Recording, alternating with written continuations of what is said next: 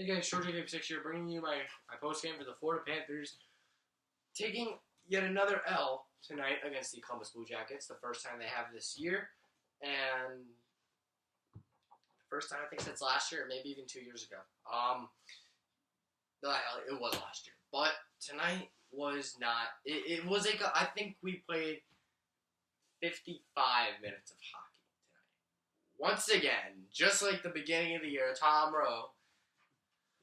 Now, you know what? I'm kind of blaming this on Tom Rowe. Not that much. Maybe even more the players. But the Florida Panthers at the beginning of the year with Gerard Gallant, and this is not even with their full team. Not even close.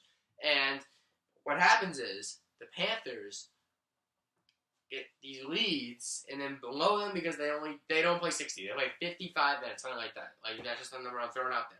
And tonight, and then they fired their coach. Then Tom Rowe comes in, and then what happens is, he says that he's going to bring this change to the way that this team plays. Like, that they're going to be able to hold on to leads like they did last year. Well, that's, according to tonight, that we are the opposite of that. And we could not score against Bobrovsky tonight. I really think that the offense was great tonight. That they had a lot of great chances. Maybe could have been a little better, but had a lot of great chances, and that they threw everything out there. And I think it's time now to just throw in the towel. I think that at this point, after the loss tonight, we have about like 13, 12 games left. And, guys, I'm saying it now. I know I said it against the Rangers, but we still had a shot. But now I'm saying it.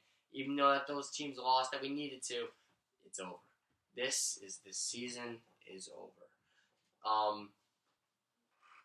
I don't know if I'm going to say it was a good offseason. I don't know if I'm going to say it. This was a waste of a year. This is a waste of Yager. This is a waste of Luongo. This is a waste of all those young guys. This is a waste of a year that they could have had experience in the playoffs to develop and have more experience in the NHL playoffs, in the NHL period.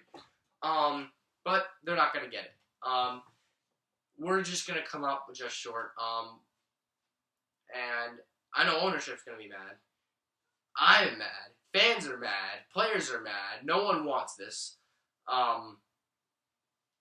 Just can't believe the Jackets held on. I mean, they were, in the last couple of minutes, they really were just clogging that neutral zone, and no one was able to get out, get into the zone.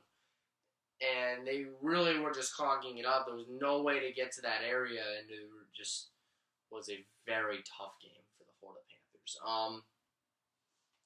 Also, tonight, let's go over the game summary. So we started out this one pretty early in the game. Jonathan Huberdeau, off a shot from the point, gets the rebound and scores.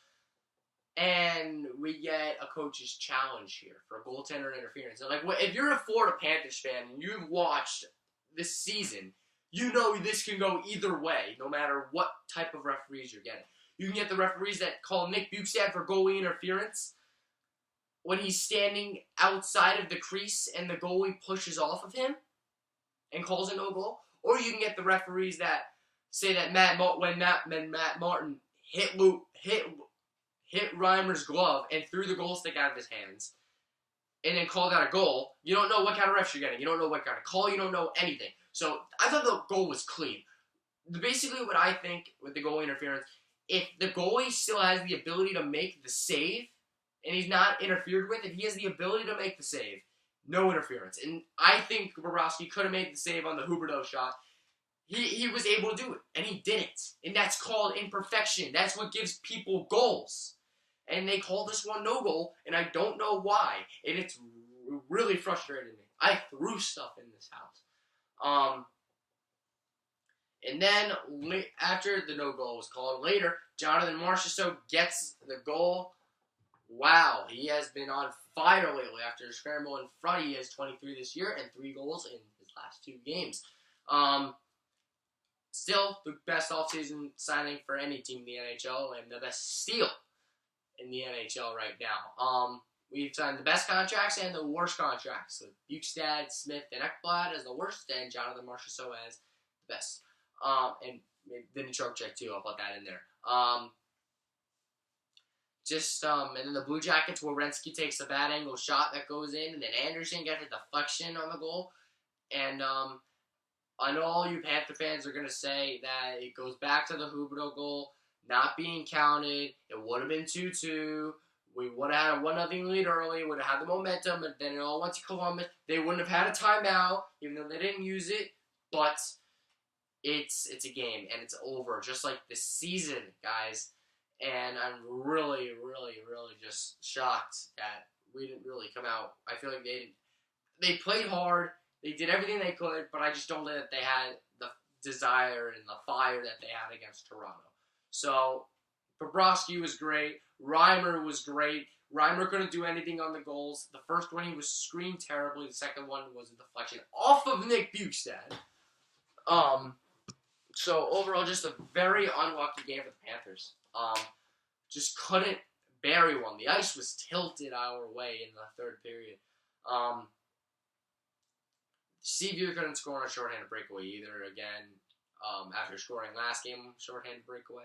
So that was tough. Really, really hoped that the Panthers could get a win tonight. But they didn't, and I'm calling it quits. But there's one thing that hopefully is going to be good from the Panthers not making the playoffs. The one thing is that I can study more in school. That's the one thing. Number two, they're probably going to fire Tom Rupp. I mean, how can you not? You have all of the talent you can possibly get at this point. What do you need to do? Fire your coach, because it's obviously not working out. I just don't know what Tom Rupp's philosophy is on. I have not watched the interviews yet. I went right to making this post game so I can get it out of the way because I was very upset with this game. But I'm going to watch the interviews. And Tom Rupp's probably going to say, oh, it was a very hard-fought game, and we're still very well in it. I mean, it's like we're a point out of the playoff spot. I mean, no, we're not. He's going to say that. He's going to be all positive like Gallant was. I was fine with Gallant being positive because it was so early in the season. But now you have like 12 games left. So you really don't know what you're talking about when you say that it's like you're 1 point out, because it isn't. We're about to end the season, and we're not going to make the playoffs. And that's pretty much it for me.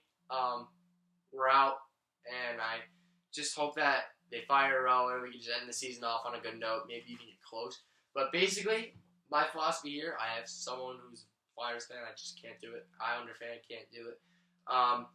Basically, either let Toronto in, or I'd rather Tampa, because I would go to a Tampa playoff game because I can get tickets. But I just, no Islanders and no Flyers in the playoffs. I will die if they get in, one of those two teams, into that 8th spot. So that's pretty much it for me.